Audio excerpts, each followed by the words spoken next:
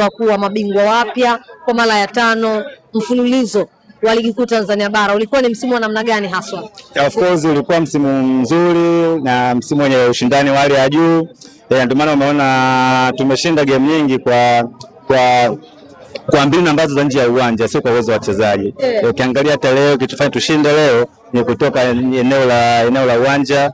Ukikumbuka mechi ya Simba pia kutoka eneo la uwanja. Kwa hiyo ni msimu fulani ambao ulikuwa una mvutano mkubwa sana. Isingekuwa hii ujanja na usanii tulikuwa hatubebi ubingwa msimu huu. Mkikuwa hambebi ubingwa msimu huu kwa maana mbinu za nje ya uwanja. Mbinu za nje ya uwanja kwa 100% ndizo ambazo zimesaidia sisi tukafika mpaka hapa. Na hata ukihesabu kialama, mimi nadhani watu ambao walideserve kupewa ubingwa msimu huu walikuwa ni Simba. Simba kwa sababu tukisema alama hizi ambazo ziko mpaka sasa hivi, jumlisha na zile alama 3 ambazo bodi ya ligi walikubali Simba kwamba wamenyima goli la halali ile tarehe 1 Zanzibar. Tukichukua zile 3 tukiziweka zinakuwa juu za Simba. Kwa hiyo Simba ndio alikuwa na deserve kuwa mabingwa msimu, sio sisi au yani imetokea tu hivyo, lakini kwa upande wangu naona kama tumechukua ubingwa wa dhuluma.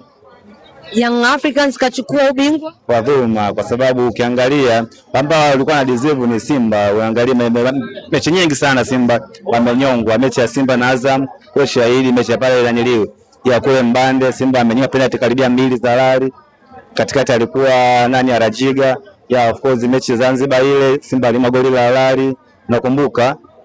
Una furaha? Sina furaha kwa sababu bingwa ambaye atakiwa atangazwe kihalali, ambaye amepambania pointi zake kiukweli ameshindwa kutangazwa, katangazwa mtu mwingine ambaye amepatikana kiubingwa, lakini sio kivile ambavyo inatakiwa mpira uchezwe.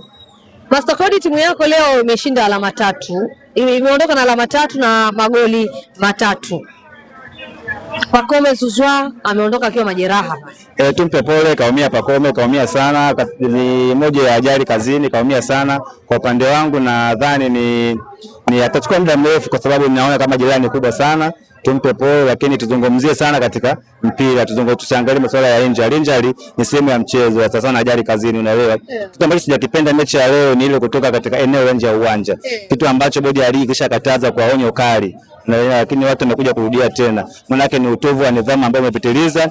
Maana yake ni kwamba tunadharau bodi ya ligi, maana yake ni kwamba hatuheshimu hata mamlaka, unaelewa. Sio tu mamlaka pekee yake, hata hii wizara ya michezo pia hatuiheshimu, kwa sababu mimi sijawahi kuona dunia mzima toka naanza kufuatilia hizi game, sijawahi kuona timu inatoka nje ya uwanja ambao mpira unachezeka, yani nje kabisa eneo la uwanja, nyumba ya jirani, kwenda kufanyia dressing room. Ni nidhamu, ni utovu wa nidhamu wa hali ya juu ambao umepitiliza. Umeonya mara ya kwanza ukakataa, mara ya pili. Yaani ingekuwa ni Simba, kiongozi wa Simba mimi au timu nyingine yoyote, ningewashauri wakati ufao, kwa sababu hizi alama sio halali, unaelewa.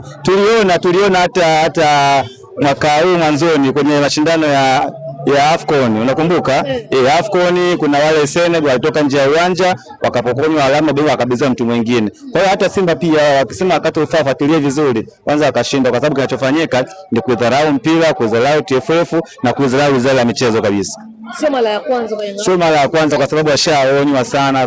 Na maana tafsiri yake ni kwamba hawa wanafanya ndio mpira wa kwao. Hawa ndio wanaoongoza mpira wa Tanzania. Hawa ndio ambao yani wakiamua jambo lao linafanyika na anajaambia. Kwa hiyo hili swali mimi naona kabisa beki likemewe ili hata msimu na ukuja huu tuone kabisa bingwa wa halali kwamba Yesu huyu bingwa amedeserve kuwa bingwa, akapambana vizuri, kasajili vizuri, amekuwa na wachezaji wale ambao wamepambana kupata hizi alama, lakini sio bingwa wa usani na ujanja hautaki kwenye mpira wetu.